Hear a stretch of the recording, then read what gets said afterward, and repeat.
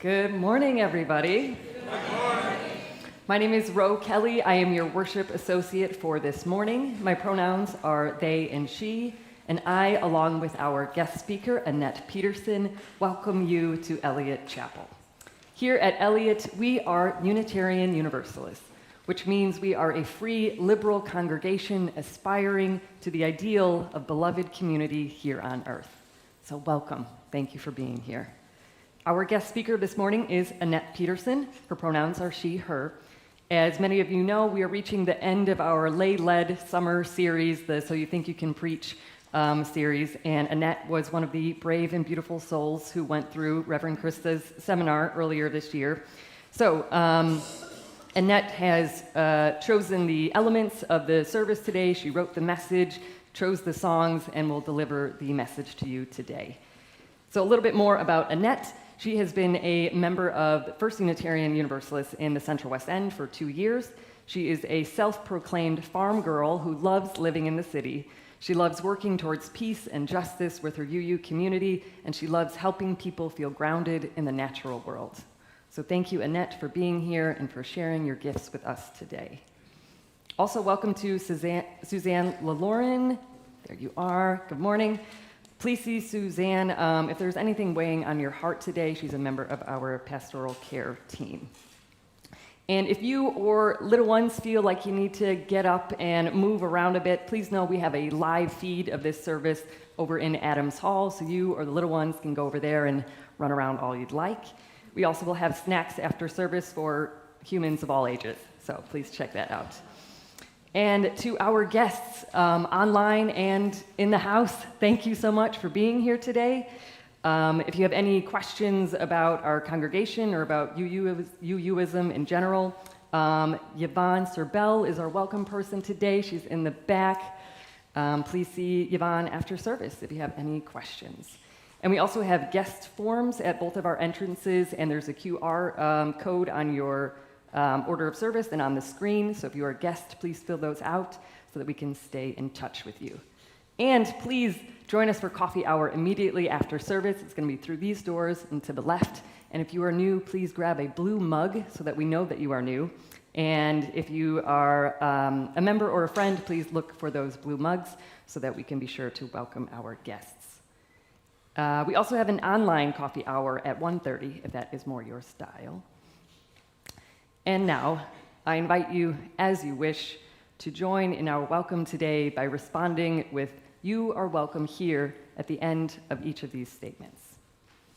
If you are Black, brown, white, indigenous, APIA, whatever your origins, you are welcome here. If you are an immigrant, a refugee, or a person without documentation, you are welcome here. No matter whom you love or what your gender identity, you are welcome here. If you have a disability, visible or invisible, or if you're neurodiverse, you are welcome here. If you believe in God all of the time, some of the time, or none of the time, you are welcome here.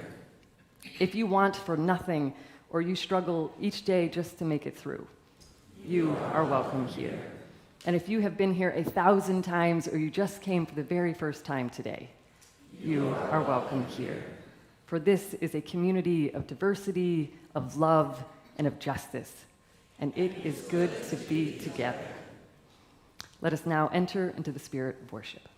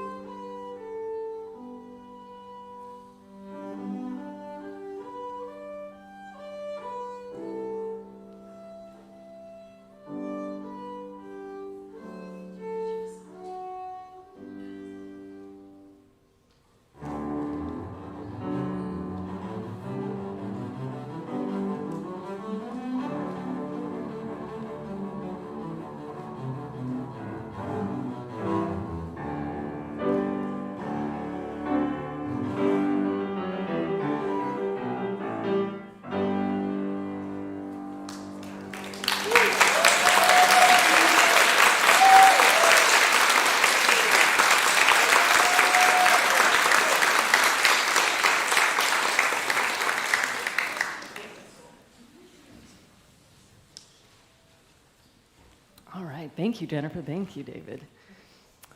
Our flaming chalice is the symbol of Unitarian Universalism that we light when we enter sacred space, with the bowl representing the beloved community and the flame representing the spark of the divine that burns in each of us.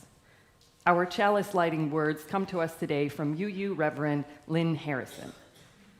We join together this day with loving hearts, hands and minds, embracing the interconnected web of air, water, and earth to create a new world, not of wealth, but of well-being. And as we give thanks for this earth, our shared and singular home, may we dedicate our lives to its ongoing care. Please rise in body or in spirit for our opening hymn, number 298, Wake Now My Senses, and remain standing for our congregational covenant.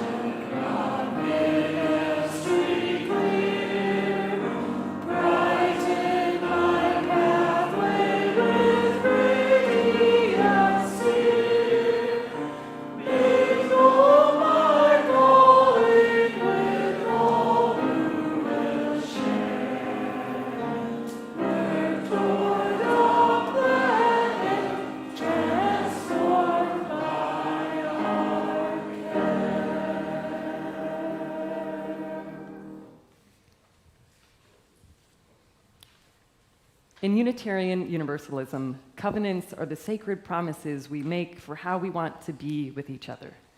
Please join in speaking our congregational covenant.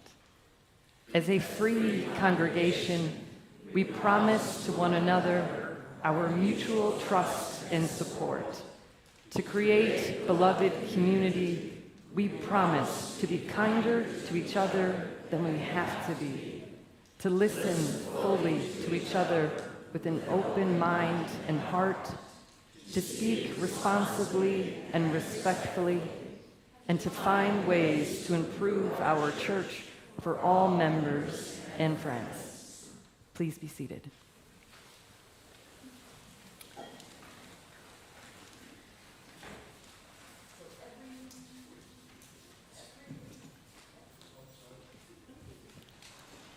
Every week, gotcha. All right, y'all. So every week we share our offertory with a community organization that reflects our values and commitment to service.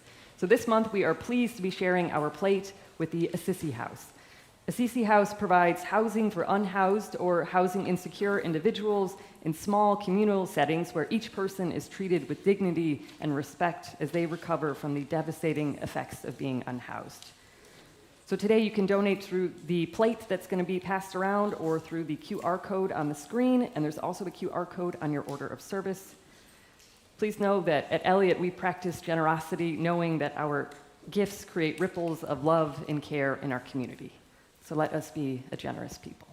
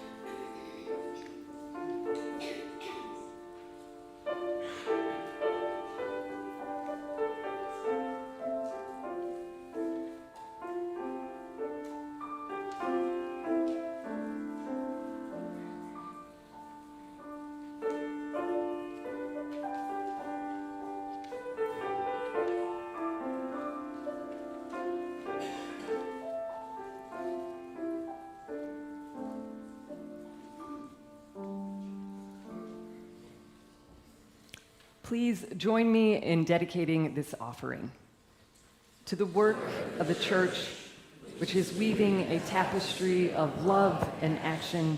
We dedicate our lives and these our offerings.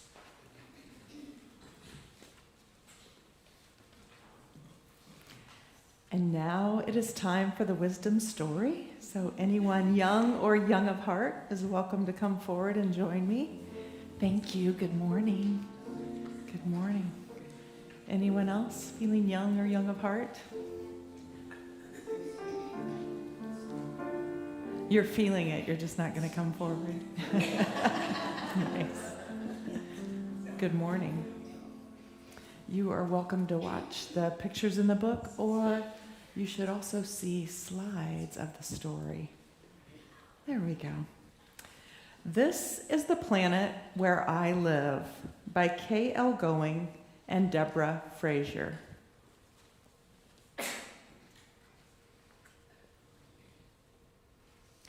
This is the planet where I live. Here are the people who share the planet where I live. These are the homes that shelter the people who share the planet where I live. These are the fields beside the homes that shelter the people who live on the planet where I live.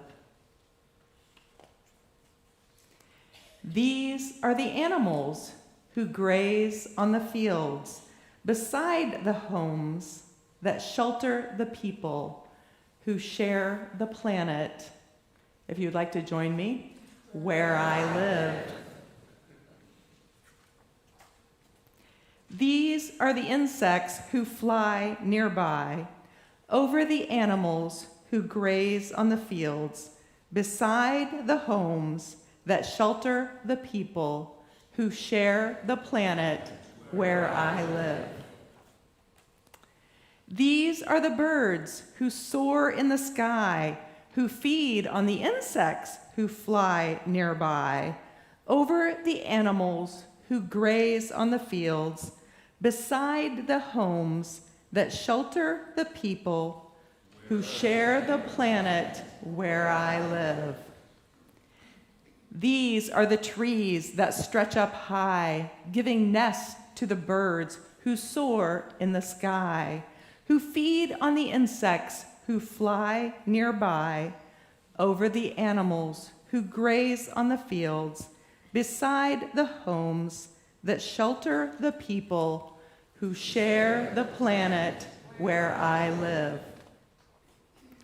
These are the clouds that coast and cry to water the trees that stretch up high, giving nests to the birds who soar in the sky, who feed on the insects who fly nearby, over the animals who graze in the fields, beside the homes that shelter the people who share the planet where I live. This is the ocean on which we rely to produce the clouds that coast and cry, to water the trees that stretch up high, giving nests to the birds who soar in the sky, who feed on the insects who fly nearby, over the animals who graze on the fields, beside the homes that shelter the people who share the planet where I live. These are the creatures who live and die deep in the oceans on which we rely, to produce the clouds that coast and cry, to water the trees that stretch up high, giving nests to the birds who soar in the sky, who feed on the insects who fly nearby. Animals, fields, shelter for friends. Every creature alive on each other depends. Now we're going to repeat this together, but notice that one of the words has changed. It's going to be we instead of I. All on the planet where we live. Thank you. Thanks for coming up this morning.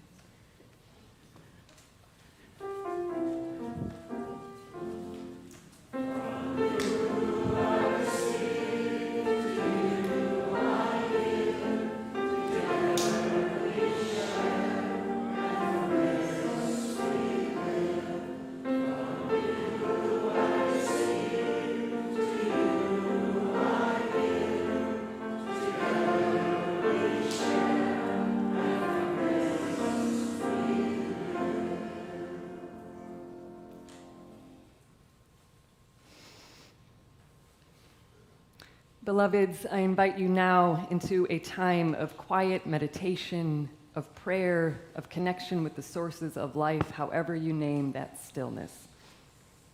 Whatever your beliefs, traditions, or personal path, know that you are invited to bring your whole authentic self to this space. As you wish and as you do, please take a moment to ground in the present moment by taking 3 deep breaths with me. In and out. In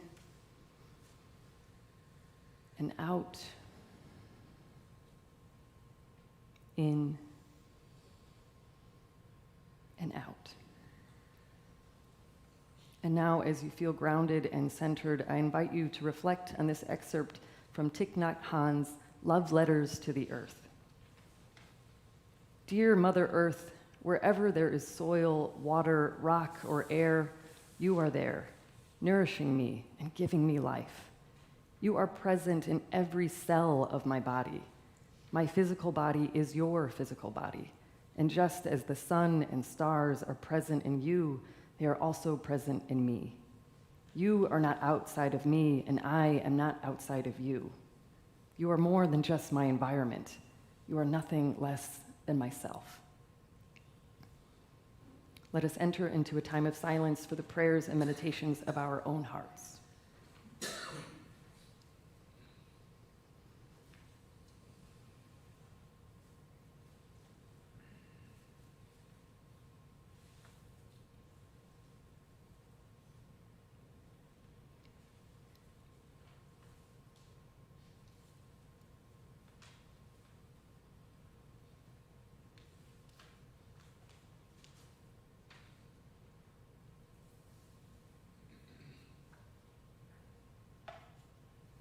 And let us speak the names of those that we would hold in care.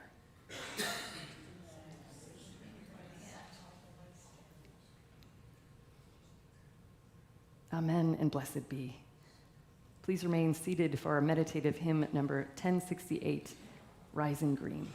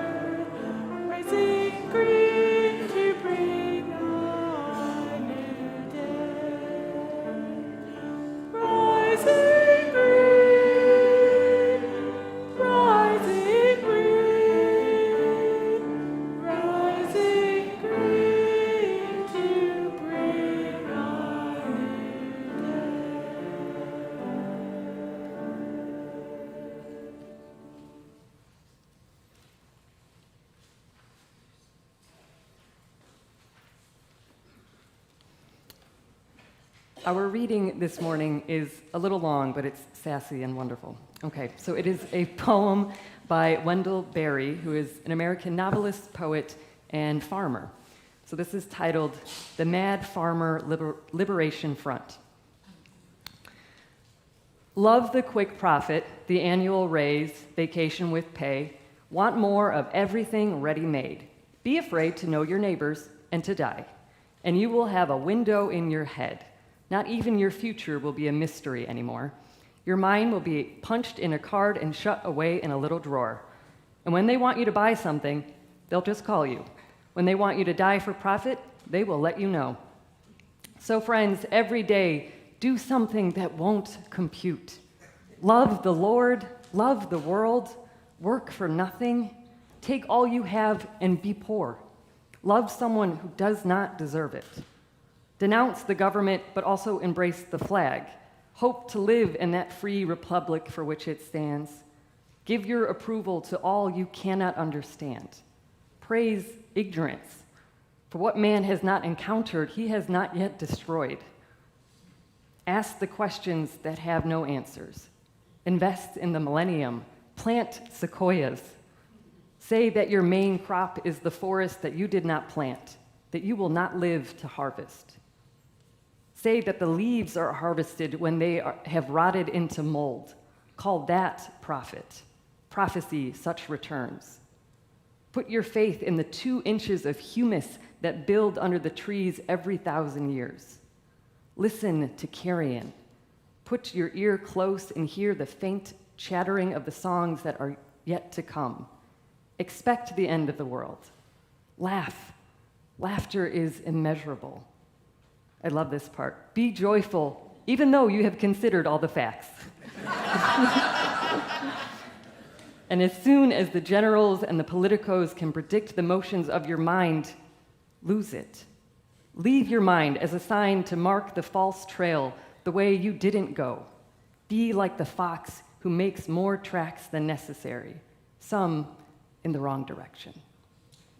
So concludes the reading.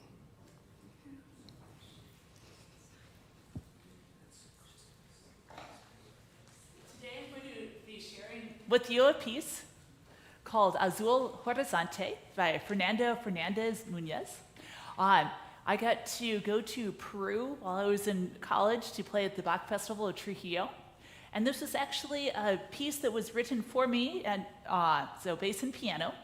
And it's in the style of the marinera, which is the Peruvian national dance. The marinera norteña sometimes is actually danced instead of a man and a woman kind of flirting but never touching. The man's actually riding a Peruvian paso horse, and then the lady's like imitating some of the fancy steps that the horse does. So this is Azul Horizonte, meaning blue horizon. And there's creativity all around the world, bringing you some from the southern hemisphere.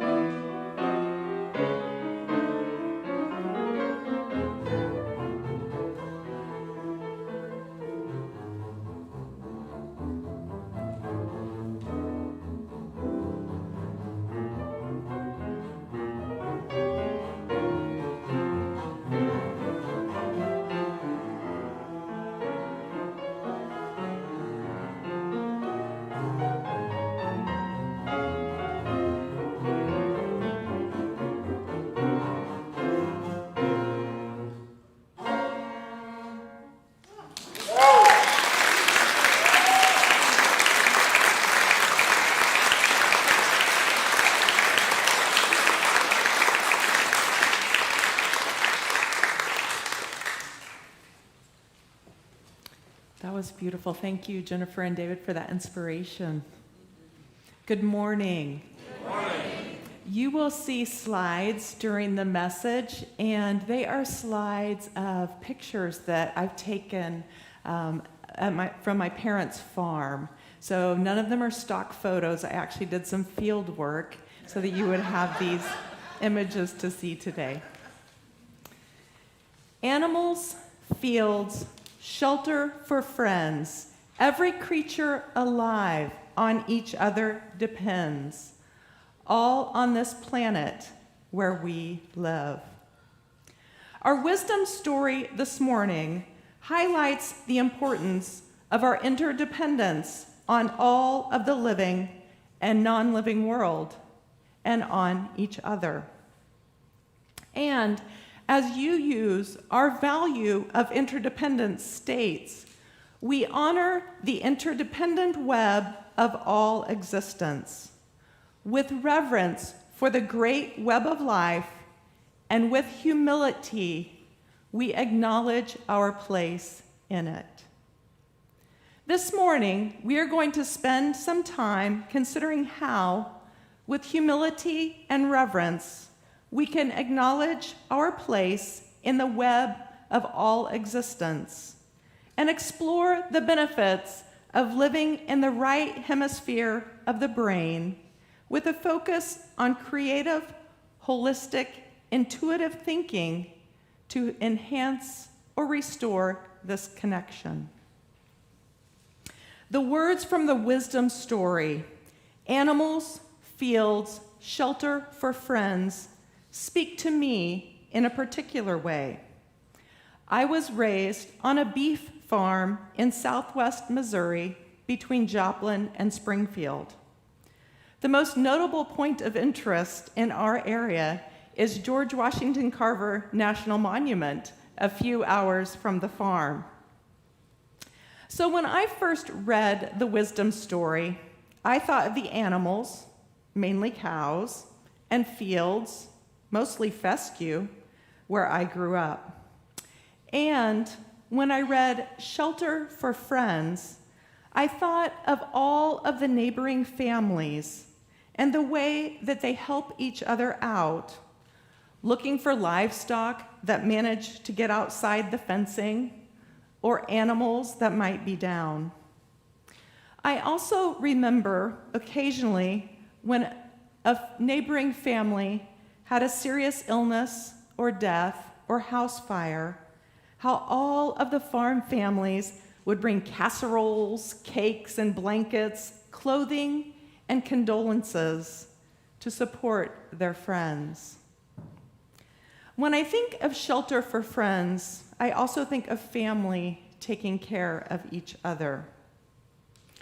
I was raised on a farm that once belonged to my great-grandparents.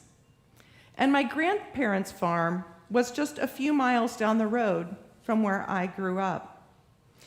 My dad has lived all but a few years of his life within a 2-mile stretch. My parents bought the family farm when I was 1 year old.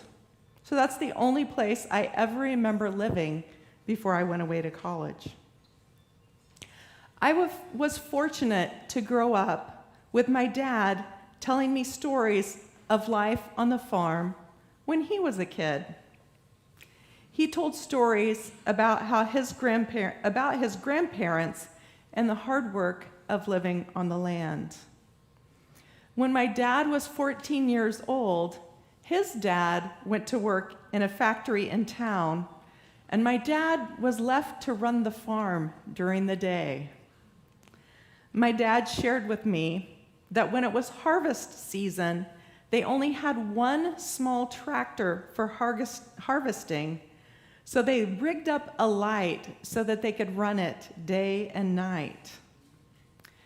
When I was young, we spent many hours on the land, picking rock off the field before planting so the machinery wouldn't get damaged by hitting a rock, checking and working cattle, checking fence rows for faulty fence, moving hay bales off the field, climbing old oak trees, fishing in the pond for carp and catfish, riding bikes down the lanes of hedgerows, and swinging on the front porch, listening to coyotes yapping. Growing up, I walked mature hedgerows that my grandpa and great-grandpa planted. I used tools my great-grandparents used and harvested strawberries and vegetables from the same garden. I walked cow paths worn to the dirt by several decades of hooves, trotting those same paths. I had the good fortune of walking the land of my ancestors while checking the cows who were about to calve, hauling bales off the field in the old blue Chevy truck, sitting in the yard while each of us took turns using the old hand crank ice cream maker next to the smokehouse where my great-grandparents cured meat. My childhood revolved around sheltering each other, taking care of friends, family, the animals, the fields. I very much had a sense as a child that every creature alive on each other depends, all on the planet where we live. And I still have the privilege and joy of returning to my parents' farm one weekend a month to visit them and reground myself by walking the fields. But times and traditions have changed. There are still many farm families in southwest Missouri, particularly beef and grain farms. But the landscape is increasingly dotted with more concentrated animal feeding operations, CAFOs, and those are mainly poultry operations in southwest Missouri. The family farm where I was raised now has CAFOs on two sides, and a nearby timber that my parents own now has CAFOs on two sides. I remember when the first poultry houses came to the area, and my dad wondered aloud about the water table and the smell. Along with concerns about water and the depth of local wells, there are now concerns for toxins from the CAFOs leaking into the water supply. In addition, if there is an east breeze or a southwest breeze, the direction most breezes come, brings a terrible odor to the family farm. The most recent addition of chicken houses is close enough to my parents' home that on quiet mornings, you can hear the din of thousands of birds while sitting in the living room, or, very notably, while standing in the yard watching the sunrise. Additionally, large trucks are used to take the waste from the chicken houses and spread it on neighboring fields as fertilizer, diffusing the odor and spreading toxins from the chicken houses across the land where farmers grow soybeans, wheat, and corn, and where excess runs off into nearby streams. Odor, noise, and water pollution are all real challenges, but that's not all.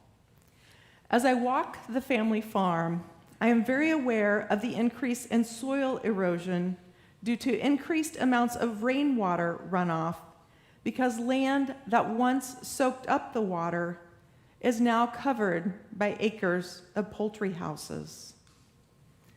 The phenomenon of flooding around cities, where we've covered floodplains in concrete, applies also to farmlands that are covered by CAFOs. After a big rain, water stands in fields where it never did before, cutting ruts along terraces at higher rates.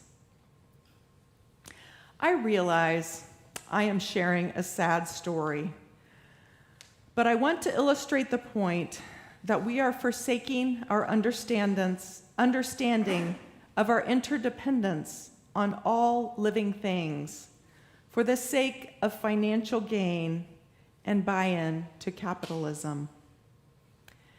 As said so succinctly in Wendell Berry's manifesto, The Mad Farmer Liberation Front, love the quick profit, the annual raise, vacation with pay, want more of everything ready-made, be afraid to know your neighbors and to die, and you will have a window in your head.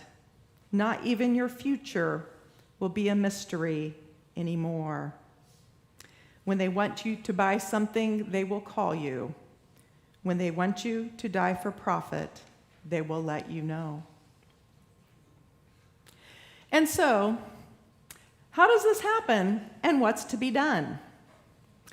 I want to consider that in order to return to the reverence and humility for our place in the great web of life, we need to spend less time in our logical, analytical left brain and return to our intuitive, holistic, creative way of thinking in the right hemisphere.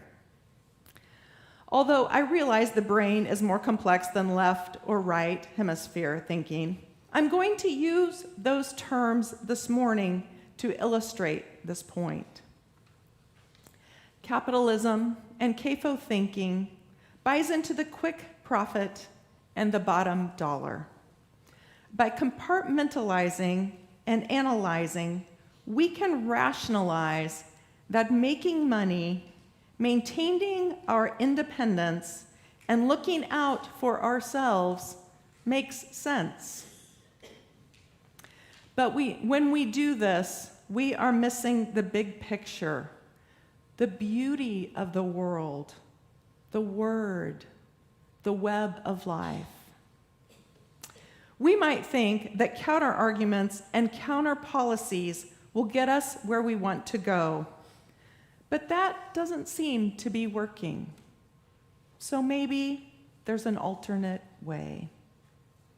I'm suggesting that the other way is to return to the creative, intuitive, holistic right hemisphere of the brain. To return to a world where we envision ourselves as part of an interdependent web of all existence. I believe we must return to the beauty of art, painting, prose, and poetry to redefine our vision and understanding. Walter Brueggemann, author and Old Testament scholar, suggests this focus on the aesthetic quality of the world and of words.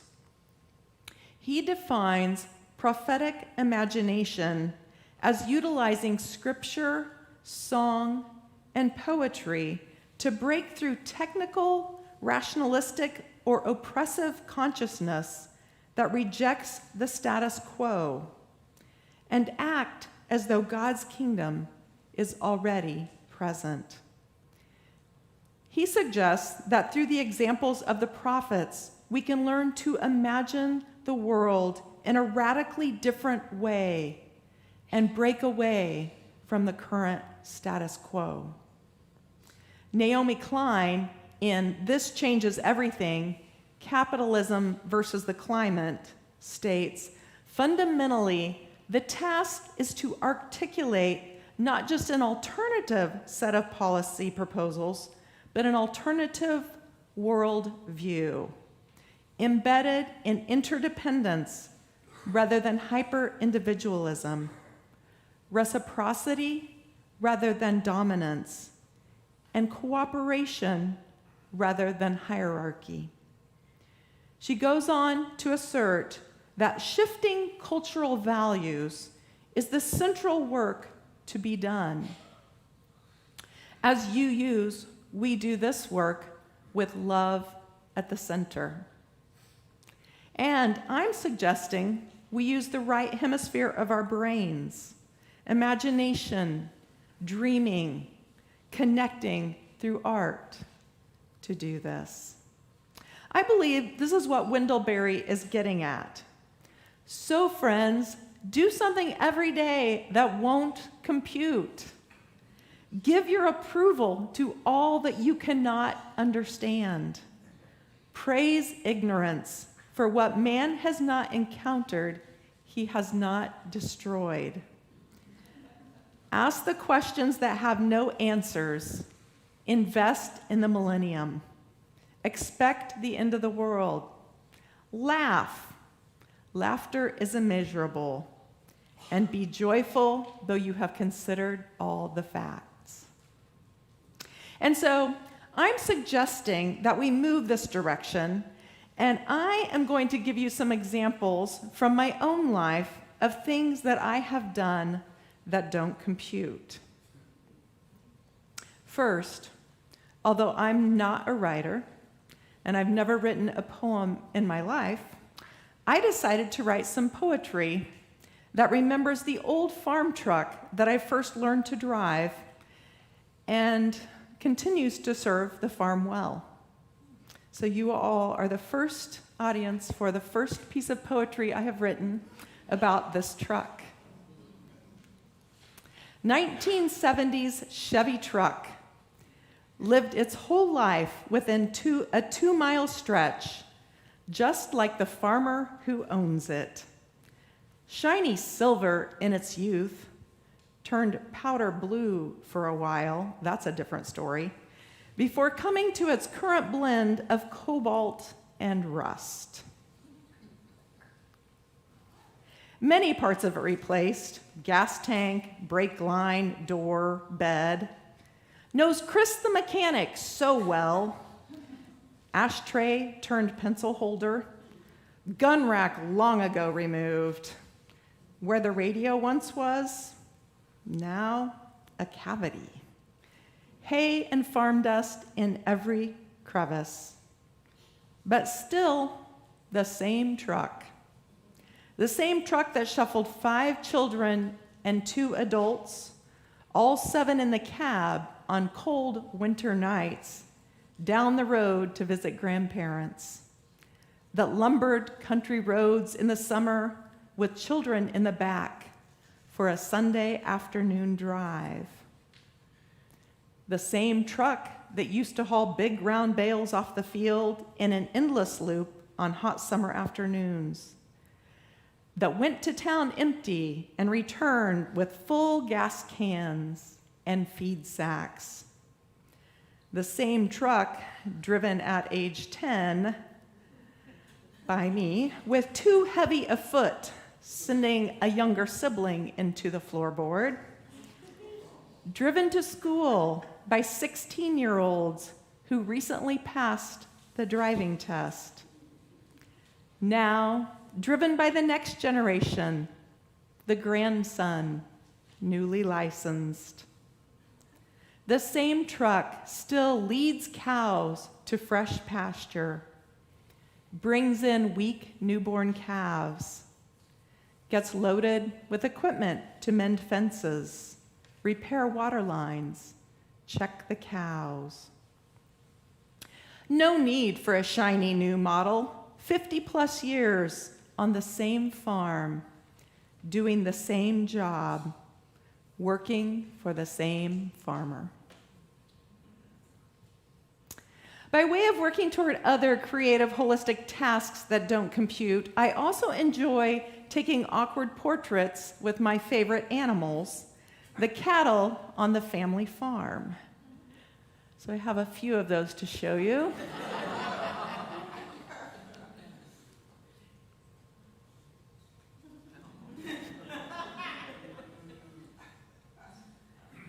And my favorite, me looking fancy. I realize that this is not reasonable or rational to think that writing and reading poetry and focusing on beauty, the beauty of art, living in the right hemisphere of the brain, will rid the world of CAFOs, but that is exactly my point. Returning to our place in the natural world may not be able to be achieved through reason. And so, I invite you to consider reading or writing poetry or otherwise engaging in some activities that won't compute. Is there something that you've been dreaming of doing that doesn't make sense? Well, maybe it's time to do it.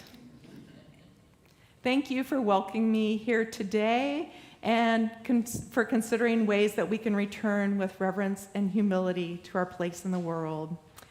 Animals, fields, shelter for friends. Every creature alive on each other depends. All on the planet where we live. Thank you.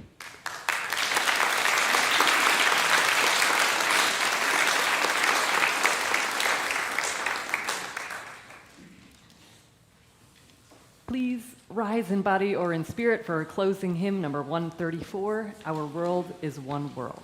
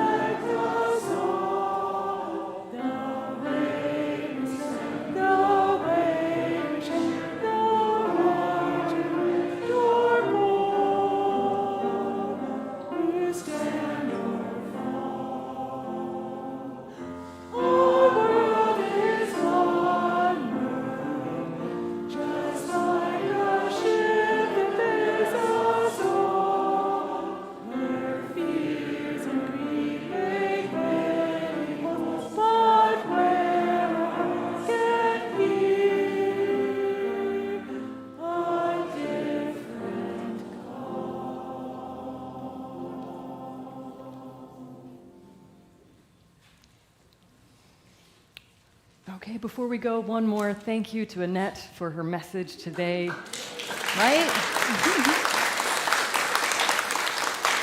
And thank you to David and Jennifer and Ken and our IT team back there. Thank you for making this such a special service. So let us now extinguish our chalice and share a benediction.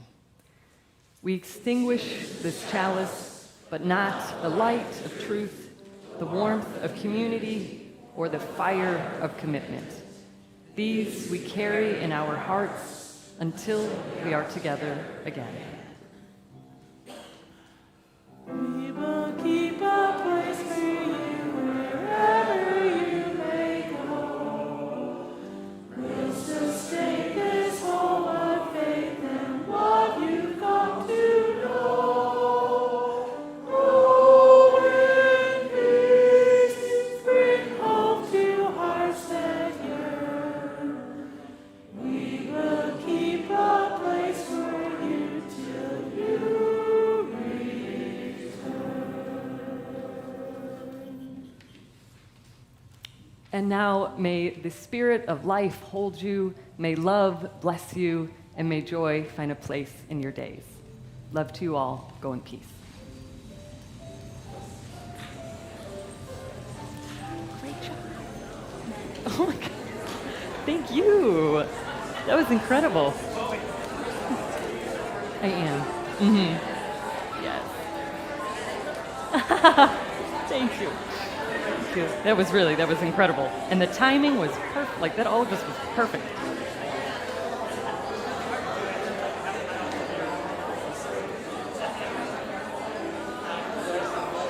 That's so odd.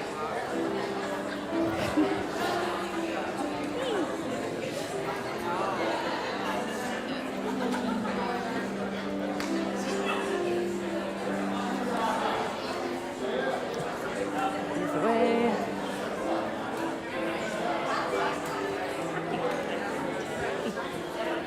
Shabbat. Oh my God, why is it so thick? I know.